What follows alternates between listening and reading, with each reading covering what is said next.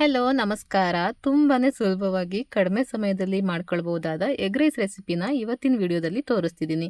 ಇದಕ್ಕೆ ಮೊದಲಿಗೆ ನಾವು ಒಂದು ಮಿಕ್ಸಿ ಜಾರ್ನ ತಗೊಂಡು ಅದಕ್ಕೆ ಸ್ವಲ್ಪ ಪುದೀನ, ಸ್ವಲ್ಪ ಕೊತ್ತಂಬರಿ ಸೊಪ್ಪು, ಖಾರಕ್ಕೆ ಎಷ್ಟು ಬೇಕೋ ಅಷ್ಟು ನೋಡಿಕೊಂಡು ಹಸಿಮೆಣಸಿನಕಾಯಿ, 2 ರಿಂದ 3 ಎಸಳು ಕರಿಬೇವು, ಹಾಗೆಯೇ ಬಿಡಿಸಿಟ್ಕೊಂಡಿರೋ ಬೆಳ್ಳುಳ್ಳಿ, 3 ರಿಂದ 4 ಪೀಸ್ನಷ್ಟು ಹಸಿ ಶುಂಠಿ, ಜೊತೆಗೆ ಒಂದು ಮೀಡಿಯಂ ಗಾತ್ರದ ಈರುಳ್ಳಿನ ಈ ರೀತಿ ಕಟ್ ಮಾಡಿಕೊಂಡು ಹಾಕ್ಕೊಳ್ಳೋಣ. ನಂತರ ಇದಕ್ಕೆ ಸ್ವಲ್ಪ ಜೀರಿಗೆನ ಹಾಕಿ ಇವೆಲ್ಲನೂ ನಾವು ನೈಸ್ ಪೇಸ್ಟ್ ಮಾಡ್ಕೊಬೇಕಾಗತ್ತೆ. ನೋಡ್ತಿರ್ಬೋದು ನೀವು, ಇಷ್ಟು ನೈಸ್ ಆದರೆ ಸಾಕು. ಹೇಳೋದು ಮರ್ತೋದೆ, ರುಬ್ಬುವಾಗ ಸ್ವಲ್ಪ ನೀರನ್ನು ಹಾಕ್ಕೊಂಡು ರುಬ್ಕೊಳ್ಳಿ. ಆ ನಂತರ ಒಂದು ಪ್ಯಾನ್ನ ತಗೊಂಡು ಎಣ್ಣೆ ಹಾಕಿ, ಎಣ್ಣೆ ಕಾದ್ಮೇಲೆ ನಾವು ರುಬ್ಬಿಟ್ಕೊಂಡಿರೋ ಮಸಾಲಾನ ಅದರೊಳಗೆ ಹಾಕಿ ಚೆನ್ನಾಗಿ ಫ್ರೈ ಮಾಡ್ಕೋಬೇಕಾಗತ್ತೆ.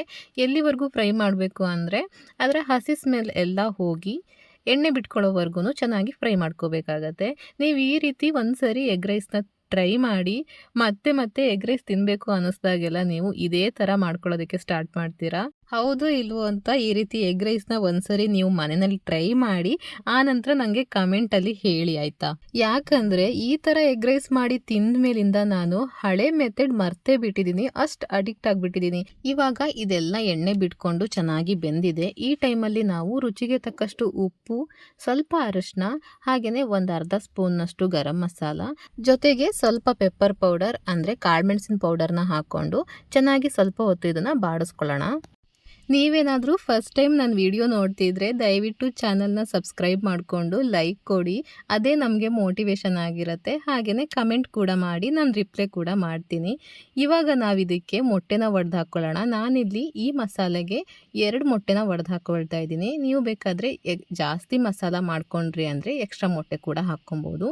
ಮೊಟ್ಟೆ ಹಾಕಿದ ಮೇಲೆ ಈ ರೀತಿ ನಾವಿದನ್ನು ಚೆನ್ನಾಗಿ ಫ್ರೈ ಮಾಡ್ಕೋಬೇಕಾಗತ್ತೆ. ಎಲ್ಲಿವರೆಗೂ ಅಂದರೆ ಇದರಲ್ಲಿರೋ ನೀರಿನ ಅಂಶ ಎಲ್ಲ ಹೋಗಿ ಮಸಾಲ ಫುಲ್ ಡ್ರೈ ಆಗುತ್ತೆ, ಅಲ್ಲಿವರೆಗೂ ನಾವು ಇದನ್ನು ಹುರ್ಕೋಬೇಕಾಗತ್ತೆ. ಈ ಟೈಮಲ್ಲಿ ಇದ್ರ ಟೇಸ್ಟ್ ನೋಡಿಕೊಂಡು ಉಪ್ಪೇನಾದರೂ ಬೇಕು ಅನಿಸಿದ್ರೆ ಆ್ಯಡ್ ಮಾಡ್ಕೋಬೋದು. ರೈಸ್ ಹಾಕಿದ್ಮೇಲೆ ಉಪ್ಪು ಹಾಕಿ ಮಿಕ್ಸ್ ಮಾಡೋಕ್ಕೆ ಹೋದರೆ ಎಲ್ಲ ಕಡೆ ಚೆನ್ನಾಗಿ ಮಿಕ್ಸ್ ಆಗಲ್ಲ. ಹಾಗಾಗಿ ಇವಾಗಲೇ ನಾವು ಇದರ ಟೇಸ್ಟ್ ನೋಡಿಕೊಂಡು ಉಪ್ಪೇನಾದರೂ ಬೇಕು ಅನಿಸಿದ್ರೆ ಆ್ಯಡ್ ಮಾಡಿಕೊಂಡು ಚೆನ್ನಾಗಿ ಈ ರೀತಿ ಮಿಕ್ಸ್ ಮಾಡಿಕೊಂಡು, ನೀವು ನೋಡ್ತಿರ್ಬೋದು ಇಷ್ಟು ಡ್ರೈ ಆಗಿದೆ. ಇಷ್ಟು ಡ್ರೈ ಆದರೆ ಸಾಕಾಗತ್ತೆ. ನಾವಿವಾಗ ರೈಸ್ನ ಆ್ಯಡ್ ಮಾಡ್ಕೋಬೋದು. ರೈಸ್ನ ನಾನಿಲ್ಲಿ ಉಳಿದಿರೋ ರೈಸ್ನ ತಗೊಂಡಿದ್ದೀನಿ. ನೀವು ಯಾವ ರೈಸ್ ಬೇಕಾದರೂ ಇದಕ್ಕೆ ಯೂಸ್ ಮಾಡ್ಕೊಬೋದು. 1 ಪ್ಲೇಟ್ನಷ್ಟು ರೈಸ್ನ ಹಾಕ್ಕೊಳ್ತಾ ಇದ್ದೀನಿ. ಹಾಕ್ಕೊಂಡು ಇದನ್ನು ಚೆನ್ನಾಗಿ ಮಿಕ್ಸ್ ಮಾಡಬೇಕಾಗತ್ತೆ.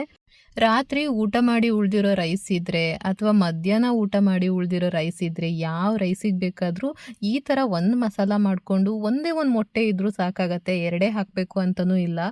ಜಸ್ಟ್ ನಾವು ಈ ಥರ ಮಸಾಲ ಒಂದು ರೆಡಿ ಮಾಡಿಕೊಂಡು ಮೊಟ್ಟೆ ಒಡೆದು ಹಾಕಿ ರೈಸ್ ಹಾಕಿ ಮಿಕ್ಸ್ ಮಾಡಿ ಲಾಸ್ಟಿಗೊಂದು ಲೆಮನ್ನ ಹಿಂಡ್ಕೊಂಡ್ಬಿಟ್ರೆ ಒಂದೊಳ್ಳೆ ಎಗ್ ರೈಸ್ ರೆಡಿ ಆಗಿಬಿಡುತ್ತೆ. ಬ್ಯಾಚುಲರ್ಸ್ಗಂತೂ ಹೇಳಿ ಮಾಡಿಸಿರೋ ರೆಸಿಪಿ ಇದು.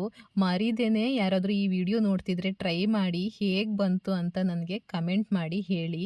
ಹಾಗೆಯೇ ಯಾರಾದರೂ ಹೊಸದಾಗಿ ಯೂಟ್ಯೂಬ್ ಚಾನಲ್ನ ಸ್ಟಾರ್ಟ್ ಮಾಡಿದ್ದಿದ್ರೆ ನನಗೊಂದು ಕಮೆಂಟ್ ಹಾಕಿ, ಕಮೆಂಟ್ ಮೂಲಕ ನಾನು ನಿಮ್ಮ ಚಾನಲ್ನ ವಿಸಿಟ್ ಮಾಡಿ ನಿಮ್ಮ ವಿಡಿಯೋ ನೋಡಿ ಕಮೆಂಟ್ ಕೂಡ ಮಾಡ್ತೀನಿ.